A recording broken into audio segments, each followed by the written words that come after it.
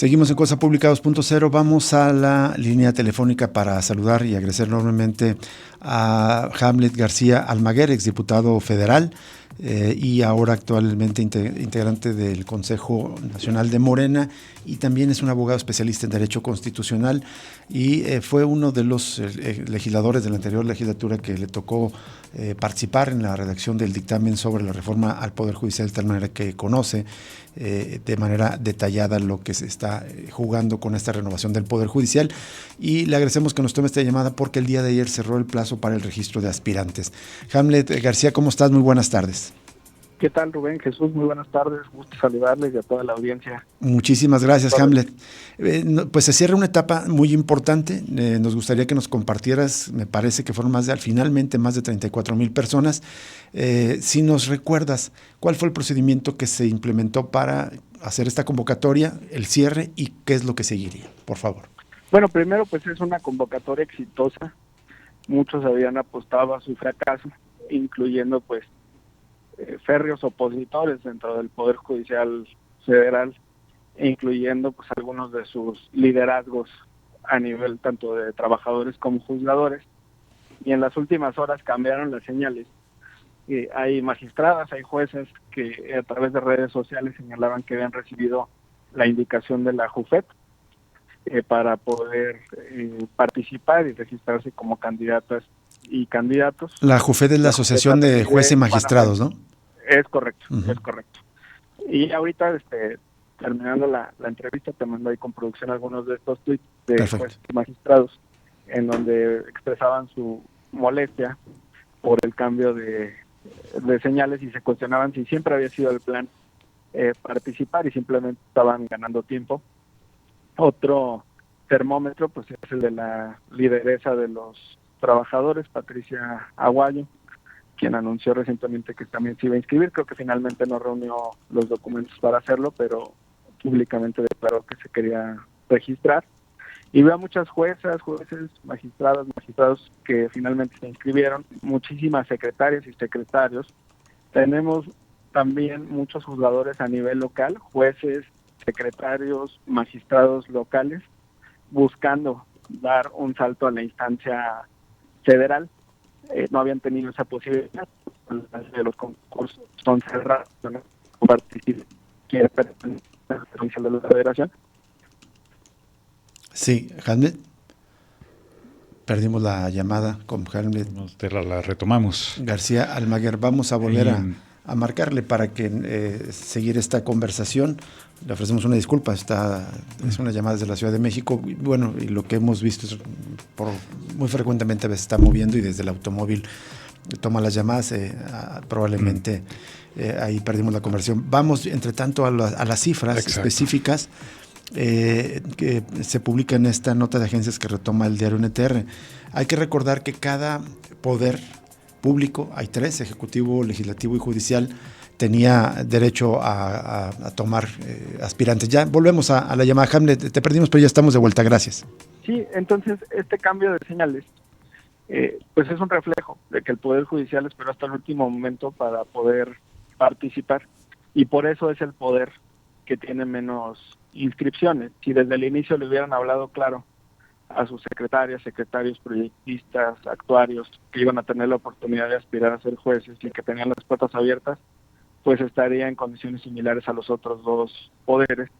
El Poder Ejecutivo pues es el que tiene más registros. En el corte que daba Arturo Saldívar en la mañana eran más de 18,000 registros, de ahí sigue el Legislativo y finalmente el Judicial. Entonces sí es este número que mencionas, alrededor más de 30,000 registros a nivel nacional. En términos generales, más de 18,000. Bueno, voy a dar las cifras, está aquí una nota, 18,447 en el Ejecutivo, 11,904 a través de la Cámara de Diputados y Senadores y 3,805 en el Poder Judicial en concreto, ¿verdad? Es correcto, entonces es una diferencia de casi 5-1 entre el Judicial y el Ejecutivo y de más de 3-1 en relación al Legislativo. Hamlet, a pesar de que es claramente el Poder Judicial, el poder donde menos aspirantes se inscribieron, yo me imaginaba que iban a ser menos. No sé si también había cierta expectativa, es decir, que al final, aunque fue tarde, pero sí hay, no sé si se liberó por parte de las fuerzas internas de la Cámara, o más bien se impuso, digamos, un secretario que a veces le hace la chamba a un juez y dijo, bueno, el juez no quiere, pero yo sí quiero participar. ¿Crees que hayan ocurrido historias semejantes? Y además, tenemos el testimonio de decenas de secretarias, secretarios, trabajadores de carrera del Poder Judicial, quienes se acercaron al Congreso y nos dijeron que no tenían la autorización para participar bajo, digamos, el rubro o las siglas del Poder Judicial, pero que se acercaban porque ellos veían en esta reforma la oportunidad de concursar, la oportunidad de participar, incluyendo jueces también que aspiran y que han peleado por ser magistrados. O sea, sí ven esto como una carrera, y cuando se depuren las listas vamos a poder verificar que hay cientos de jueces, tanto federales como locales, y magistrados locales que están aspirando a tener un cargo en la justicia federal. Y eso demostrará entonces que esta ruta de elección también atiende la carrera judicial y que es una vía para que puedan llegar. Lo que sigue pues es una verificación de los requisitos formales. Eso tiene que ocurrir a más tardar el 15 de diciembre. En esa fecha pues vendrá, digamos, el primer corte. En cualquier convocatoria pues se inscriben personas que no reúnen los requisitos, que querrán golpetear con ese punto, no diría argumento, pero con ese punto, pero ocurre en todas las convocatorias y yo calculo que puede ser del orden del 30%, que es un estándar de cualquier convocatoria. Antes de seguir avanzando, digamos, evidentemente es muy pronto, acaba de ocurrir apenas a la medianoche de ayer la inscripción, pero hay cierto perfil, o incluso preguntando, digamos, como de abogado del diablo, ¿se impulsó desde ciertas fuerzas políticas que se inscribieran algunos aspirantes, desde partidos, por ejemplo, desde ciertos poderes? En concreto, ¿Morena impulsó la inscripción de abogados cercanos para participar en este proceso? No diría que cercanos, sino de los abogados en general, particularmente de los jóvenes. Hubo un esfuerzo ahí también del INJUVE, a través también de nuestras legisladoras, legisladores, gobernadoras, gobernadores, pues se insistió en que el foro jurídico participara, que las barras participaran, que los jueces en funciones participaran, que incluso, te voy a decir algo, en las últimas 2 semanas se acercaron también al Senado jueces arrepentidos. Hay una promoción firmada por 11 juzgadores que habían declinado su derecho a participar y que antes del cierre de la convocatoria, antes de este domingo, presentaron un alcance al Senado diciéndole, ¿sabes qué? Siempre no me arrepiento, sí quiero participar, sí quiero competir, ya me cayó el 20, es un nuevo modelo de elección, pero tengo confianza en el proceso. ¿Cómo cuántos casos semejantes? ¿Perdón? ¿Cómo cuántos casos así? Bueno, yo tengo constancia de una promoción con 11 y otra promoción individual. Eso es. Entonces, tengo conocimiento de 12 casos de jueces y magistrados que pidieron recuperar su derecho a participar. ¿Qué tal, Hamlet García? Te saluda Jesús Estrada. Quería hacerte un par de preguntas, sobre particularmente del tema de quienes se inscribieron vía el Poder Judicial. En la nota de la jornada del día de hoy que trae el balance, también más adelante hablan de la mala fama que tiene el Poder Judicial. De hecho, ahí entrevistaron a algunos funcionarios que querían participar e inscribirse por la vía del Poder Judicial. Por ejemplo, uno, bajo anonimato, que aspira a ser ministro, dijo que él se registró ante los comités del Poder Ejecutivo y del Legislativo, pero no ante el del propio Judicial, por la mala fama que tiene el Judicial. Él dice que eso le va a traer consecuencias al momento de la elección. Es decir, consideran que los que se inscriban vía el Poder Judicial al momento de las elecciones están en desventaja por la mala fama de ese poder. ¿Ves que sea posible y en ese caso podría esto, digamos, alterar los objetivos del propio proceso de selección? Fíjate qué interesante. O sea, que están sintiendo que postularse por el judicial es como postularse por el PRIAN. Así es, de alguna manera, generar, en otras palabras. Digamos, alguna mala imagen frente a la ciudadanía. Pues en realidad nosotros no dijimos que alguien no se registrara por el judicial, al contrario, los motivamos a que se registraran por los 3 comités con una aclaración. En el caso del judicial ya habían predeterminado que habría un examen escrito de conocimientos. Y en el caso del Ejecutivo y Legislativo va más en torno a la valoración del ensayo y eventualmente las entrevistas y la insaculación que se tiene prevista únicamente en los casos donde, digamos, se tengan perfiles idóneos de más. Cada poder puede postular hasta 2 candidaturas a jueces y magistrados. Ahí irían 6, 2 del Ejecutivo, 2 del Legislativo y 2 del Judicial, más el pase directo serían 7. Pero para llegar a esos 2, digamos, si tú encuentras 10 perfiles idóneos para ser juez primero en materia penal en Jalisco, con sede en Puente Grande, entonces tendrías que insacular para poder llegar a esos 2 perfiles que serían postulados por el poder. Entonces va a ser un trabajo muy arduo el que va a tener que desarrollar el comité de evaluación, pero tenemos muchas esperanzas y mucho optimismo porque pues los números hablan por sí mismos. Entonces, en un universo de 30,000 requisitos, evidentemente existen 800 personas idóneas. Ahí seguramente hay 800 abogadas y abogados ideales para ser jueces y magistrados. ¿Cómo se llegará a esa cifra de 800? Al final son 800 los que van a competir por todos los cargos el 1 de junio, ¿no? Del 2025. No, son 850 cargos los que están en juego en números redondos. Ajá. Lo decía porque hasta hace algunos días, en la semana anterior, se había soltado el rumor de que no se tenían los perfiles ni siquiera para cubrir los cargos que estaban en juego. Y pues eso es falso. Al contrario, si son 850 cargos, eso lo tendrías que multiplicar por 6, 2 por cada poder. Entonces estarías hablando de cerca de 5,400, claro, 5,300 perfiles que irían a las urnas, más los pases directos, que muchos ya renunciaron y es donde otros se están arrepintiendo. Entonces, si resumo bien lo que nos acabas de decir, sigue una siguiente etapa de depuración, que es decir, la revisión de los expedientes, literalmente, si las personas que se inscribieron cumplen con los requisitos.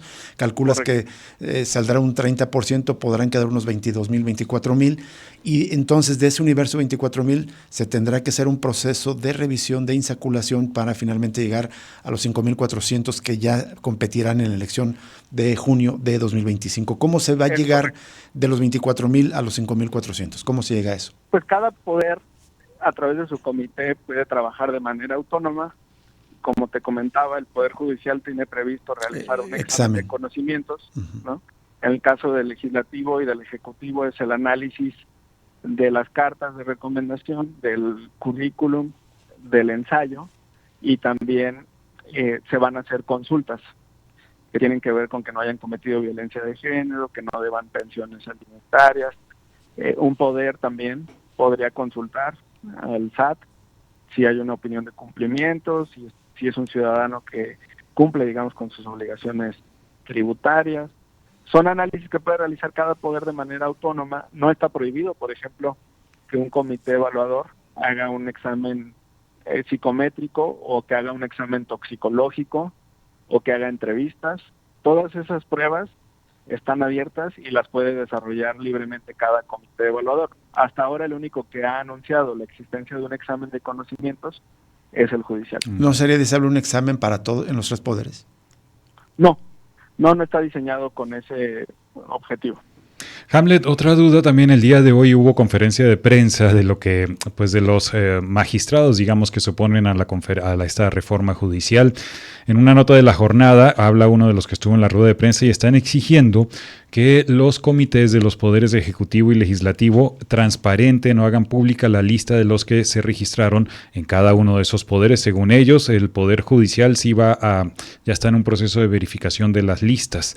¿Es posible esto, que se haga público previamente a todo este proceso que nos explicaste, la lista de los inscritos? En términos constitucionales, el primer corte es de quienes reunieron los requisitos de elegibilidad. Ahí, en términos de la convocatoria general y de la propia reforma constitucional, se debe hacer el primer corte y ahí iría la primera publicación, a partir de quienes cumplieron los requisitos. De acuerdo. Hamlet, entre tanto, también pues sigue avanzando evidentemente ya la aplicación de lo que fue la reforma, ahora las nuevas disposiciones constitucionales, y resulta, y me gustaría si nos pudieras compartir brevemente, ¿en qué consiste esto de los haberes de retiro? Es decir, los ministros que se van, que ya anunciaron conforme a los plazos, yo ya no me voy a inscribir, ya no voy a participar en el siguiente proceso, por lo tanto mi cargo termina hasta agosto de 2025. Ya anunciaron, son 8 ministros, entre ellos la presidenta Norma Piña, pero se van a llevar una prestación que se llama haberes de retiro. Es una pensión, es una jubilación, es una prestación muy particular de la alta burocracia del Poder Judicial. Sí, es una pensión dorada que tienen las ministras y ministros.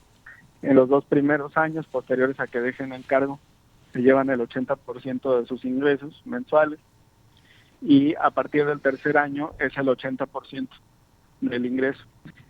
Por supuesto que nosotros consideramos que este monto siempre debe de estar sujeto a las percepciones que establece la Constitución para la persona titular de la presidencia de la República. O sea, ni siquiera a través de una pensión dorada alguien debería de ganar más que el presidente de la República. Pues por ahí hay un debate.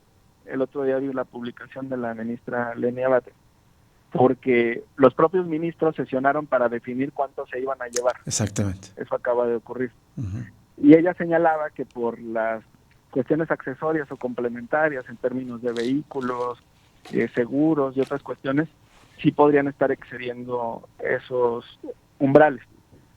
Será algo que tendrá que revisar pues la próxima integración de la Suprema Corte de Justicia de la Nación, y paradójicamente pues los mismos tribunales, en el caso de que alguien impugnara estas pensiones exorbitantes. Pero sí me gustaría señalar que le sale más barato al país que se vayan con su pensión dorada a que se queden y guarden en un cajón expedientes multimillonarios que tienen que ver con el cobro de impuestos. Es importante ya avanzar precisamente con la implementación del texto constitucional, y creo que vamos por buen rumbo. Pero se va a revisar, por supuesto. Se va a revisar, pero si mal no recuerdo quedó en torno a los 380,000, 390,000 pesos mensuales cada ministro que se va a ir a jubilación, que pase retiro. Eso es lo que cobraría mensualmente. O sea, es una cantidad que ya la desearían cobrar la mayoría de los jubilados para todo un año. El promedio de jubilación en México está cercano a los 10,000 pesos mensuales. Entonces, pues la verdad es que sí, el umbral que mencionas es 40 veces superior. Exactamente, 40 veces superior. Hamlet, una última pregunta de mi parte también. Hasta ahora, más de 800, casi 900 jueces y magistrados rechazaron participar en este proceso de la votación popular para esos cargos. De estos, la mayoría han estado involucrados, no la mayoría, pero muchos involucrados en casos escandalosos, según cuenta La Jornada. Por ejemplo, los jueces y magistrados que han concedido amparos o suspensiones a favor de Rosario Robles, Javier Duarte, Roberto Borges, José Luis Abarca, involucrado en el caso Ayotzinapa, o incluso un hermano de El Mencho, pues declinaron participar en este proceso. ¿Esto de alguna manera ya es una especie de depuración del Poder Judicial sin llegar todavía a la etapa de la elección? En algunos casos, claro que sí. No es algo general, porque eso nosotros lo dejamos claro desde el inicio. Las juezas, los jueces que saben que han actuado limpiamente, que tienen sentencias que presumir, pues lo pueden hacer a través de los foros, lo pueden hacer a través de los actos de campaña, y eso visto en redes sociales. Quienes tienen la valentía de ir adelante en el proceso se sienten tranquilos, con la conciencia tranquila de haber dictado sentencias justas, y eso es lo que buscan ofrecerle a la ciudadanía. En un caso muy similar, como ocurre con los gobiernos o con las y los legisladores, y para eso pues también son los informes. Uh-huh. Exponerle a la ciudadanía qué es lo que se ha hecho y así buscar otro cargo.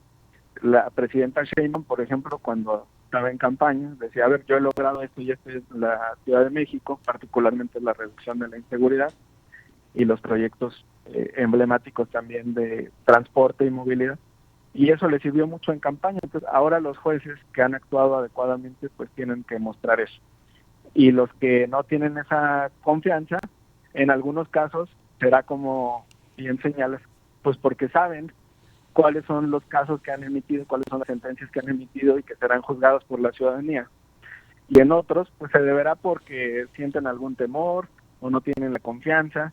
Y ahí es donde entran los arrepentidos, que dicen, bueno, yo al principio le tenía miedo a la elección, pero ahora sí voy. Y te decía, son una docena por lo menos, pero vamos a ver el dato final. ¿Hay en este momento alguna estimación de finalmente cuántos jueces y magistrados en funciones final sí decidieron participar?